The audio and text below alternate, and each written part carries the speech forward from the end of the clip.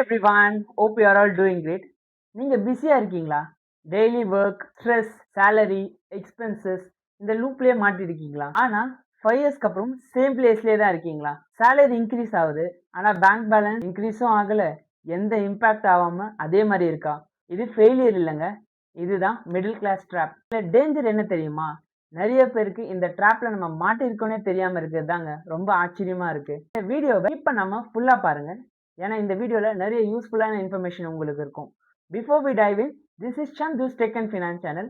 உங்கள் கெரியரும் உங்கள் ஃபினான்ஷியல் லைஃபும் அப்கிரேட் பண்ணுறதாங்க நம்ம சேனலோட மோட்டிவ். வாங்க வீடியோக்குள்ளே போகலாம். What is middle class trap? Middle கிளாஸ்னா என்ன? மிடில் கிளாஸ்னா ரிச்சும் இல்லை, புவரும் இல்லை, இன்பிட்வீனில் ஸ்ட்ரக் ஆன மாதிரி ஒரு ஸ்டேஜ் தாங்க மிடில் கிளாஸ். அந்த ட்ராப் பேர் தான் மிடில் கிளாஸ் ட்ராப்னு சொல்லுவாங்க. இன்கம் வரும், ஆனால் ஃப்ரீடம் இருக்காது.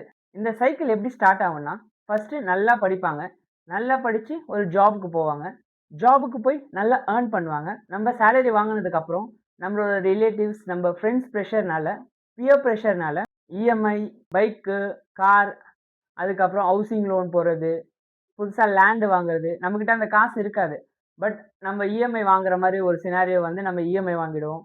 ஸோ அதுக்கப்புறம் அதை அடைக்கிறதுக்காக ஓடிக்கிட்டே இருப்போம். இந்த சைக்கிள் எப்படி ஸ்டார்ட் ஆகுதுன்னா, ஷார்ட் ஃபார்மில் ஃபஸ்ட்டு ஸ்டடி, தென் ஜாப், தென் சேலரி, தென் இஎம்ஐ, தென் ரிப்பீட்.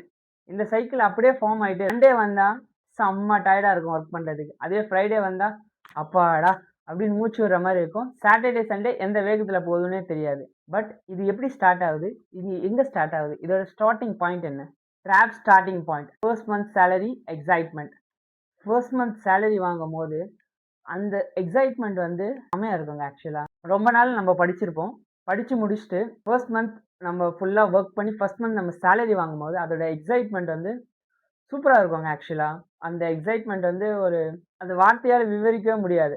ரொம்ப ரொம்ப சந்தோஷமாக இருக்கும். ஒரு மாதிரி ஏதோ சாதிச்சிட்ட மாதிரி ஒரு ஃபீல் இருக்கும் நம்மளுக்கு. அப்போ தான் நம்மளுக்கு பிடிச்ச பொருள்லாம் நம்ம வாங்குவோம், நல்லா சாப்பிடுவோம், பிடிச்ச ஹோட்டல் போய் சாப்பிடுவோம், அப்பா அம்மாவுக்கு ட்ரெஸ்லாம் வாங்கி தருவோம், நம்ம பிடிச்ச பைக்கு, கார்லாம் போயிட்டு இஎம்ஐக்கு என்ன அதோட ப்ரொசீஜர் எடுக்கணும் அப்படிலாம் ஃபஸ்ட்டு கேட்போம். ஸோ அந்த ஃபர்ஸ்ட் மந்த் அதுதான் வந்து நம்மளோட first triggering point. First month சேலரியோட ட்ரிகரிங் பாயிண்ட்டாக அதுதான். Lifestyle upgrade. ஒன்ஸ் நம்ம சேலரி வாங்க ஆரம்பிச்சதுக்கப்புறம், ஒன்ஸ் ஒரு ஸ்டேஜுக்கு அப்புறம் சேலரி வந்து இன்க்ரீஸ் ஆகிட்டே இருக்குன்னா நம்மளோட லைஃப் ஸ்டைல் இன்க்ரீஸும் ஆகிட்டே இருக்கும். எப்பவுமே சேலரி எந்த அளவுக்கு எக்ஸ்போனென்ஷியலாக இன்க்ரீஸ் ஆகுதோ அந்த அளவுக்கு லைஃப் ஸ்டைல் அப்கிரேடும் வந்து இன்க்ரீஸ் ஆகும், லைஃப் ஸ்டைல் எக்ஸ்பென்சஸும் இன்க்ரீஸ் ஆகும். சேலரி இன்க்ரீஸ் ஆகுது, எக்ஸ்பென்சஸும் இன்க்ரீஸ் ஆகுது, லைஃப் ஸ்டைல் எக்ஸ்பென்சஸ் இன்க்ரீஸும் ஆகுது. அப்போ சேவிங்ஸ் ஜீரோவில் போய் எண்ட் ஆகும். Comparison pressure. நம்ம கம்பேர் பண்ணி நம்ம ப்ரெஷர் ஆகும். எப்படின்னா, நம்ம ஃப்ரெண்ட்ஸ் வந்து ஃபார் எக்ஸாம்பிள் நம்மளோட க்ளோஸ் ஃப்ரெண்டு ஒருத்தர் இருக்கான், அவன் வந்து கார் வாங்கிட்டான்னு வச்சுக்கோங்களேன். நம்மக்கிட்ட அந்த கார் இல்லைன்னா நம்மளுக்கே ஒரு மாதிரி இருக்கும், என்னடா இது அவன் கார் வாங்கிட்டான், நம்ம வந்து எதுவுமே வாங்கலை, அவனும் நம்மளும் ஒன்றா தான் வந்து ஒரே மாதிரி தான் சேலரி வாங்குகிறோம், பட் நம்மளால ஏன் வாங்க முடியல. அந்த ப்ரெஷர் மவுண்ட் ஆக பிரெயின் வந்து ஃபாகி ஆகும். என்னது இது, நீ வந்து you are not good for environment அப்படின்ற மாதிரி நம்மளுக்கு ஒரு மென்டல் ப்ரெஷர் வந்து கிரியேட் ஆகும் எப்பவுமே. அப்போ அந்த மாதிரி ப்ரெஷரில் நீங்கள் டிசிஷன் எடுத்தீங்கன்னா உங்களோட டிசிஷன் வந்து ராங் டிசிஷனாக தாங்க இருக்கும். ஸோ எப்பவுமே நம்ம ப்ரெஷரில் இருக்கும் போது எந்த ஃபினான்ஷியல் டிசிஷனும் எடுக்கிறது அட்வைசபிள் கிடையாது. அப்படி எடுத்தீங்கன்னா முக்கால்வாசி டிசிஷன் வந்து ராங் டிசிஷனாக தான் இருக்கும். சேலரி வாங்கியாச்சு, அதுக்கு அடுத்தது என்ன வரும்? இஎம்ஐ. இந்த இஎம்ஐ வந்துருச்சுன்னு வச்சுக்கோங்களேன். ஃபர்ஸ்ட் நம்ம ஒரு சேலரி பர்சனாகவே இருந்தால் நம்மளுக்கு இஎம்ஐ எடுக்கிறது ரொம்ப ரொம்ப ஈஸிங்க. நம்மளுக்கு ஈஸியாக பர்சனல் லோன் கிடைக்கும், கிரெடிட் கார்டு ஈஸியாக நம்மளுக்கு கொடுத்துருவாங்க. ஸோ நம்ம என்ன பண்ணுவோம், பிடிச்ச பொருளெல்லாம் வந்து வாங்கணும் ட்ரை பண்ணுவோம். Bike, car, housing loan, like house purchase, bill purchase, நம்மளுக்கு சில விஷயம்லாம் ரொம்ப தேவைப்படும். I can understand. பட் நம்மக்கிட்ட இல்லாத காசை நம்ம ஃப்யூச்சர் சேலரி வச்சு நம்ம வந்து ஒரு பொருளாக வாங்குறது வந்து it's not good. Especially liabilities வாங்குறது it's not at all advisable. So எப்பவுமே இஎம்ஐன்றது ஒரு ஸ்லோ பாய்சன் மாதிரிங்க. டக்குன்னு உங்களை கேட்ச் அவுட் பண்ணிடுச்சுன்னு வச்சுக்கோங்களேன், அந்த சைக்கிள்குள்ளே மாட்டிப்பீங்க. நீங்கள் அந்த இஎம்ஐ பேலன்ஸ் பண்ணுறதுலேயே உங்கள் லைஃப் போயிட்டே இருக்கும். Trap buildup, monthly loop. நம்ம ஜாபுக்கு போவோம், சேலரி வாங்குவோம், பில்ஸ் பே பண்ணுவோம், ரிப்பீட். இந்த ரிப்பீட்லேயே நம்ம இருப்போம்ல, இதுதாங்க இந்த லூப். அந்த லூப்பை வந்து முடிஞ்ச வரைக்கும் சீக்கிரமாக நம்ம பிரேக் பண்ண கற்றுக்கணும். No asset creation. எப்பவுமே நம்ம சேலரி வாங்கும் போது சேலரியில் ஒரு போர்ஷன் வந்து எப்பவுமே வெல்த் ஜென்ரேஷனுக்காக வச்சுக்கணும். நம்மளால் வெல்த் ஜென்ரேட் பண்ண முடியாமல் சேவிங்ஸும் இருக்காது, சேவிங்ஸ் இல்லைன்னா இன்வெஸ்ட்மெண்ட்டும் இல்லை. அப்போ அசட் எப்படி நம்மளால் வாங்க முடியும்? Fake safety. ஜாப் இருக்குன்னா நம்மளுக்கு சேஃப்னு ஃபீல் ஆகும். ஆனால் அது ஒரு சைக்காலஜிக்கல் எஃபெக்ட்டுங்க. ஜாப் லூஸ் ஆயிடுச்சுன்னா அந்த சேஃப்டி வந்து ஃபேக்கான ஒரு சேஃப்டியாக மாறிடும்ல. ஸோ ஜாப் இருக்குன்னு எப்பவுமே சேஃப்னு நீங்கள் ஃபீல் பண்ணாதீங்க. அது ஒரு ஃபேக் சேஃப்டியாக இருக்கும். Time drop. நம்ம டைமை செல் பண்ணிட்டு தான் நம்ம வந்து ஜாப்லேருந்து நம்ம ஏர்ன் பண்ணுறோம். So time is equal to நம்ம சேலரி. எப்பவுமே நம்ம time is equal to salary work பண்ணுறோன்னா நம்மளுக்கு மணி வரும். பட் நம்ம எக்ஸ்பெக்ட் பண்ணுற அளவுக்கு நம்மளால் மணி ஜென்ரேட் பண்ண முடியாது. அப்படி மணி ஜென்ரேட் பண்ண முடியலன்னா அந்த அளவுக்கு நம்மளால் அசட்டையும் நம்மளால் சீக்கிரமாக க்ரியேட் பண்ண முடியாது. It will take lot of time. நம்ம சேலரி எங்கே போகுதுன்னு நம்மளுக்கு தெரியாது. எஸ்பெஷலி நம்ம ஒரு மிகப்பெரிய ஒரு திங்கை வந்து நம்ம விற்கிறோம், செல் பண்ணுறோம். அது என்ன தெரியுமா? டைம். டைம்ன்றது ரொம்ப ரொம்ப முக்கியங்க. பிகஸ்ட் லைஸ் நம்மக்கிட்ட சொல்கிற மிகப்பெரிய பொய்லாம் என்ன தெரியுமா? High salary equal to wealth. அதிகமாக நீ சேலரி வாங்கினேன்னா நீ வெல்த்தி ஆகிடுவ. எப்பவுமே நம்ம அதிகமாக சேலரி வாங்குறோன்னா நம்ம சீக்கிரமாக வெல்த்தி ஆகும் இது கிடையாது. எவ்வளோ அதிகமாக சேலரி வாங்கினாலும் அதை நம்மளால் வந்து ப்ராப்பராக ரீட்டைன் பண்ண முடியலன்னா எப்படி நம்மளால் வெல்த்தி ஆக முடியும்? So income is not equal to wealth. Busy is not equal to productivity. ஒருத்தர் வந்து ஒரு 9 to 5 ஜாப் பார்க்குறாங்கன்னு வச்சுக்கோங்களேன். அவங்க லைஃப் வந்து ரொம்ப பிஸியாக பரபரப்பாக இருக்கும். ஏஞ்சிப்பாங்க, ரெடி ஆவாங்க, ஜாப்க்கு போவாங்க. அங்கே பிஸியாக ஒர்க்ஸ் எல்லாம் பண்ணி முடிச்சுட்டு ரிட்டர்ன் வீட்டுக்கு வந்துடுவாங்க. பிஸின்ற அர்த்தம் வந்து ப்ரொடக்டிவ்னு அர்த்தம் கிடையாது. Savings not enough. நம்ம எப்பவுமே சேவ் பண்ணுவோம். பட் சேவ் பண்ணுறது நம்மளுக்கு போதுமான அளவுக்கு இருக்காது. சேவ் பண்ணிங்கன்னா மேபி வெல்த் வந்து ப்ரொடக்ட் ஆகலாம். பட் க்ரோ வந்து ஆகாது. எப்பவுமே நம்மளுக்கு பிடிச்ச ஜாப் பண்ணணும்னு வச்சுக்கோங்களேன். அந்த பிடிச்ச ஜாபுக்கு நம்மளுக்கு தேவையான ஸ்கில்ஸை நம்ம அடிக்கடி கற்றுப்போம். அப்படி நம்ம அடிக்கடி கற்றுக்கும் போது நம்மளுக்கு மணி வரும். மணி வந்துச்சுன்னா நல்ல சேலரியில் இருப்போம், நல்ல லைஃப் ஸ்டைலில் போயிட்டுருப்போம்.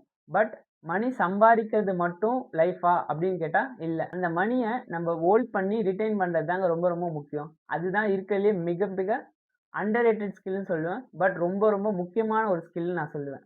Y 90% fail? ஏன் நிறைய மிடில் கிளாஸ் பீப்புள் இந்த ட்ராப்பில் மாட்டிக்கிறாங்க தெரியுமா? First thing, comfort zone. நம்ம எப்பவுமே நம்ம பண்ணுற ஒர்க் வந்து நம்மளுக்கு ரொம்ப கம்ஃபர்டபுளாக இருந்தால் அங்கே நம்ம க்ரோவே ஆக மாட்டோம். நம்மளை சேலஞ்ச் பண்ணுற மாதிரி இருக்கும் அந்த ஒர்க்கை. நம்மளை சேலஞ்ச் பண்ணால் தான் நம்மளுக்கு அந்த க்ரியேட்டிவ்னஸ் வரும், ப்ரெஷர் அப்சர்விங் ஸ்கில் இருக்கும். ரிஸ்க் எடுக்க பயப்பட மாட்டோம். ரொம்ப கம்ஃபர்ட் ஜோன்லேயே இருந்தோன்னா ரிஸ்க் எடுக்கவே மாட்டோம். அப்படியே அதே கம்ஃபர்ட் ஜோன்லேயே இருப்போம். நம்ம வளரவும் மாட்டோம், ஸ்கில் வைஸ்லேயும் சரி, ஃபினான்ஷியலியும் சரி. No financial education.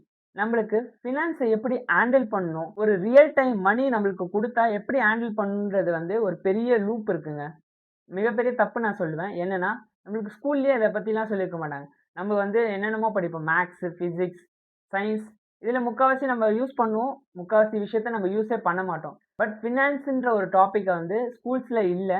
ஸோ ஃபண்டமெண்டலாகவே வந்து நம்மளுக்கு வந்து ஒரு மணியை வந்து ரியல் டைமில், ரியல் வேர்ல்டில் எப்படி நம்மளுக்கு வந்து அதை டேக்கிள் பண்ணணும், எப்படி அதை ஹேண்டில் பண்ணணுன்ற ப்ராப்பரான எஜுகேஷனே நம்மளுக்கு ஸ்டார்டிங்லேருந்தே இருக்காது. அதுதான் நான் வந்து மிகப்பெரிய மிஸ்டேக்காக பார்க்குறேன். No system. நம்மளுக்கு எந்த ப்ராப்பரான சிஸ்டமும் இருக்காது. எப்பவுமே நம்மளுக்கு சேலரி வந்துச்சுன்னா நம்ம எப்படி ஸ்பெண்ட் பண்ண போகிறோம், என்னென்ன விஷயத்துக்கு ஸ்பெண்ட் பண்ண போகிறோம், எங்கே ஸ்பெண்ட் பண்ணால் ஒர்த், எங்கே ஸ்பெண்ட் பண்ணால் ஒர்த் கிடையாது. லைக் இப்போ நான் வந்து என்னோடய கெரியரில் நெக்ஸ்ட் ஸ்டேஜுக்கு போகிறதுக்கு நான் சர்டிஃபிகேஷன் பண்ணணும். அந்த இடத்துல நான் ஸ்பெண்ட் பண்ணி தான் ஆகணும். அது ஒரு கம்பல்ஷன். நான் அது பண்ணுறதுக்கு நான் தயங்கவும் கூடாது. ஃபார் எக்ஸாம்பிள், நான் ஒரு வெக்கேஷன் வந்து பிளான் பண்ணுறேன். அது எனக்கு பிடிச்ச டெஸ்டினேஷன். பட் இப்போ என்னால் அதை அஃபோர்ட் பண்ண முடியாது. பட் நான் என்ன பண்ணுறேன், இஎம்ஐ அந்த மாதிரி ஆப்ஷன்ஸ்க்கு போயிட்டு நான் வந்து அந்த வெக்கேஷன் அட்டென்ட் பண்ணுறேன்னு வச்சுக்கோங்களேன். நம்ம போய் அந்த டைமில் என்ஜாய் பண்ணுவோம். But once the vacation gets ஓவர்னா நம்மளுக்கு அந்த வெக்கேஷன்லேருந்து வந்ததுக்கப்புறம் நம்ம எவ்ரி மந்த் நம்ம அந்த வெக்கேஷனுக்கு போயிட்டு வந்ததுக்கு இஎம்ஐ பே பண்ணிட்டு இருப்போம்ல, அது நம்மளுக்கு வந்து ஒரு பேர்டனாக இருக்கும். நம்ம ஏன்டா போகணுன்ற மாதிரி நம்மளுக்கு ஒரு ஃபீல். ஸோ ப்ராப்பராக பிளான் பண்ணுங்கள். ப்ராப்பராக பிளான் இல்லைன்னா டைரக்ஷனும் இருக்காது. டைரக்ஷன் இல்லைன்னா உங்கள் கோலையும் நீங்கள் அச்சீவ் பண்ண முடியாது. Fear decision. சேஃப்னு நினச்சி நம்ம டிசிஷன் எடுக்கவே பயப்படுவோம். எப்படின்னா நம்மளுக்கு வந்து இப்போ ஒரு கெரியர் ஒரு ஸ்விட்ச் பண்ண போகிறோம் அப்படின்னா நம்ம வந்து சம்டைம்ஸ் நம்மக்கிட்ட ஆஃபர் இல்லாமல் நம்ம ரிஸ்க் எடுக்கிற மாதிரி இருக்கலாம். அந்த மாதிரி சினாரியோவில் நம்ம பயப்படாமல் ரிஸ்க் எடுத்து தான் ஆகணும். இல்லை எனக்கு வந்து வெளியே போனால் ஜாப் கிடைக்குமா இல்லையா அப்படின்னு சொல்லிட்டு நம்ம பயத்திலே இருந்தோம்னா நம்ம ஜாபை ஸ்விட்சும் பண்ண மாட்டோம். அதே ஜாப்லேயே உட்காந்துட்டு இருப்போம். அதே ஜாப்லேயே உட்காந்துட்டு இருந்தால் என்ன, சேம் சேலரி, சேம் கொலீக்ஸ் மூஞ்சியே தான் பார்த்துட்டு இருப்போம். அதே ஸ்கில்ஸையே தான் ரொட்டேட் பண்ணிட்டு இருப்போம். நம்ம புதுசாக எந்த ஸ்கில்லையும் லேர்ன் பண்ணியிருக்க மாட்டோம். நம்ம ஒரு 4 இயர்ஸ் 5 இயர்ஸ் டவுன் த லைனில் போயிட்டு நம்ம ஜாப் தேர்ன்னு வச்சுக்கோங்களேன், நம்ம ரொம்ப சேச்சுரேட் ஆகிடும். லைக் ஜாப் மார்க்கெட்டுக்கு வந்து நீங்கள் வந்து ஃபிட்டாக இருக்க மாட்டீங்க. Like you will become like unfit. So எப்பவுமே சொல்லுவாங்க, survival of the fittest. Like எல்லாத்துலயும் நம்ம கம்ப்ளீட் பண்ண முடியும். நம்ம கம்ப்ளீட் பண்ணா மட்டும் தான் நம்மளால க்ரோ ஆக முடியும். ஃபினான்ஷியலாவும் சரி, நம்ம பர்சனல் லைஃப்ல நம்ம என்ன அச்சீவ் பண்ண போறோம்னு நினைக்கிறோமோ, அத நம்மளால அச்சீவ் பண்ண முடியும். No action. நம்மளுக்கு நம்ம கோல் தெரியும். பட் அது என்ன ஆக்ஷன் எடுக்கணும்னு நம்மளுக்கு தெரியாது. நம்மளோட கோல் வந்து ரொம்ப வேகா இருக்கும். எப்படின்னா ஒரு கிளியர் நம்பர்டு இருக்காது. நான் வந்து ஃபார் எக்ஸாம்பிள் வெயிட் லாஸ் பண்ண போறேன் அப்படின்னு நெறைய பேர் சொல்லுவாங்க. வெயிட் லாஸ் பண்ண போறேன்றது ஜெனரிக். நீங்க எவ்வளோ கிலோ வந்து லாஸ் பண்ண போறீங்க? எவ்வளோ டைம் ஃப்ரேம்ல நீங்க அந்த லாஸ் பண்ண போறீங்க? என்னென்ன மெத்தட்ல நீங்க லாஸ் பண்ண போறீங்க? உங்களுக்கு அது ஒரு ப்ராப்பரான சிஸ்டம் இருக்கணும். ப்ராப்பர் பிளானிங் இருக்கணும். ப்ராப்பரா நீங்க பிளான் பண்ணா மட்டும் தான் அதுக்கேத்த ஆக்ஷன் எடுக்க முடியும். ஸோ ஆக்ஷன் இல்லாம நீங்க வைக்கிற எந்த கோல் வந்து நிக்காது. ஸோ ப்ராப்பரான ஆக்ஷன் இருக்கணும். நாலேட்ஜ் இருந்தும் ஆக்ஷன் இல்லைன்னா ரிசல்ட் பிக் 0. Escape formula. நம்ம இந்த ட்ராப்ல இருக்கோம்னு நம்மளுக்கு தெரிஞ்சிச்சு. First thing awareness. எப்பவுமே நம்ம ஒரு விஷயத்த தப்பு பண்ணிட்டோம் அப்படின்னா நம்ம ஒத்துக்கணும். ஸோ இந்த ட்ராப்ல நம்ம இருக்கோம் நீங்க அக்செப்ட் பண்ணிட்டு இந்த ட்ராப்ல இருந்து எப்படி வரலாம் அப்படின்னு நீங்க யோசிக்க ஆரம்பிச்சிட்டீங்கன்னாவே உங்களுக்கு அவேர்னஸ் வந்துடும். ஸோ அதுதாங்க ரொம்ப ரொம்ப முக்கியம். Expense control. நம்மளுக்கு எங்க சேலரி வருது, என்ன சேலரி அமௌண்ட் வருது, அதை எப்படி நம்ம ஸ்பெண்ட் பண்றோம், தேவையில்லாத விஷயத்த கட் டவுன் பண்ணணும். ஃபார் எக்ஸாம்பிள் எக்ஸ்பென்சிவான வெக்கேஷன் போறது, தேவையில்லாம அவுட் சைட் ஃபுட் நிறைய சாப்பிடுறது, இந்த மாதிரி தேவையில்லாத எக்ஸ்பென்ஸ் அன்னெசரி எக்ஸ்பென்சஸை நம்ம கட் டவுன் பண்ணிடலாம். அப்படி அன்னெசரி எக்ஸ்பென்சஸை கட் டவுன் பண்ணீங்கன்னா சீக்கிரமே இந்த ட்ராப்ல இருந்து நீங்க வெளியே வந்துடலாம். Save first. எப்பவுமே சேலரி வந்ததுக்கு அப்புறம் உங்க சேலரி அக்கௌண்ட்ல இருந்து உங்க சேவிங்ஸ் அக்கௌண்ட்டுக்கு ஒரு 20 to 30% அமௌண்ட்டை வந்து ஷிஃப்ட் பண்ணிடுங்க. அப்படி ஷிஃப்ட் பண்ணிட்டீங்கன்னா உங்களுக்கு 30 to 30% ஆஃப் த அமௌண்ட் வந்து கம்மியாயிடும். பேலன்ஸ் இருக்க 70% நீங்க ஸ்பெண்ட் பண்ணி பாருங்க. எப்பவுமே லெஃப்ட் ஓவர் இருக்கிறத வந்து ஸ்பெண்ட் பண்ணுங்க. ஃபர்ஸ்ட் ஃபுல்லா ஸ்பெண்ட் பண்ணிடுவேன், அப்புறம் லெஃப்ட் ஓவர் தான் சேவ் பண்ணுவேன் அப்படின்னு நினைச்சீங்கன்னா நீங்க சேவே பண்ண மாட்டீங்க. இன்வெஸ்ட். சேவ் பண்ணிட்டீங்க ஒரு 20 to 30% வந்து நான் சொன்ன மாதிரி பர்சனல் அக்கௌண்ட்டுக்கு மாத்திருக்கீங்கன்னு வச்சுக்கோங்களேன். அந்த 20 to 30% அமௌண்ட்டை வந்து ஸ்ப்ளிட் பண்ணி இன்வெஸ்ட் பண்ணுங்க. எதுல இன்வெஸ்ட் பண்ணலாம்னா கோல்டு இன்வெஸ்ட் பண்ணலாம். சிப் மோட் யூஸ் பண்ணி நம்ம ஸ்டாக்ஸ், மியூச்சுவல் ஃபண்ட் அந்த மாதிரி வாங்கலாம். பாண்ட்ஸ் வாங்கலாம். இல்ல நீங்க ரியல் எஸ்டேட்ல ஒரு லேண்ட் உங்களுக்கு பிடிச்சிருக்குன்னா கொஞ்சம் கொஞ்சமா சேவ் பண்ணி வச்சு ஓவர் த பீரியட் ஆஃப் டைம்ல நீங்க அந்த அசெட்டை வாங்கலாம். ஸோ எப்பவுமே அசெட்டை பில்ட் பண்ணதுக்கு ட்ரை பண்ணுங்க. இன்கம் growth வந்து ப்ரொபோஷனல் டு ஸ்கில்ஸ். மார்க்கெட்ல இருக்க டிமாண்டுக்கு நீ உங்களோட ஸ்கில்ஸ் இருந்ததுன்னா நீ எப்பவுமே உங்க ஸ்கில்ஸ் அப்கிரேட் பண்ணிக்கிட்டே இருங்க. எப்பவுமே அப்கிரேட் பண்ணிக்கிட்டே இருந்தீங்கன்னா உங்க ஸ்கில்ஸ் பாலிஷ்டாவும் இருக்கும். ஸ்கில்ஸ் அப்கிரேட் பண்றதுனால மார்க்கெட்ல நீங்க ரொம்ப வேல்யூபிளா இருப்பீங்க. ஆட்டோமேட்டிக்கா உங்க இன்கம் இன்க்ரீஸ் ஆயிடும். கன்சிஸ்டன்சி. ஸ்மால் ஸ்டெப்பா இருந்தாலும் பெரிய பிக் சக்சஸ் இருக்குங்க. சின்ன அமௌண்ட் தான் சேவ் பண்றோம், சின்ன விஷயம் தான் பண்றோம் அப்படின்னு சின்ன விஷயத்தை எப்பவுமே உதாசனப்படுத்தாதீங்க. ஸ்மால் திங்ஸ் மேட்டர்ஸ் எப்பவுமே. ஸோ ப்ராப்பரா சின்ன சின்ன விஷயமா இருந்தாலும் அந்த ப்ராப்பரா கேர்ஃபுல்லா பண்ணுங்க. அதுக்கு கொஞ்சம் அட்டென்ஷன் அதிகமா தாங்க. எப்பவுமே பேலன்ஸ் பிளஸ் கன்சிஸ்டன்சி தாங்க பெரிய சக்சஸ்ன்னு சொல்லுவோம். ஸோ இந்த ஸ்டெப்ஸை நீங்க ஃபாலோ பண்ணீங்கனாலே போதும். இது ஒரு ஈஸியான formula for escaping the middle class trap. So இந்த ஃபார்முலா யூஸ் பண்ணீங்கனாலே போதுங்க. எப்பவுமே நம்ம அவேரா இருந்து ப்ராப்பரா சேவ் பண்ணி அதை ட்ராக் பண்ணி இன்வெஸ்ட் பண்ணிட்டு இருக்கோம். நம்ம சின்ன சின்ன விஷயத்திலும் ரொம்ப கன்சிஸ்டண்டா இருக்கணும்னாவே போதும்.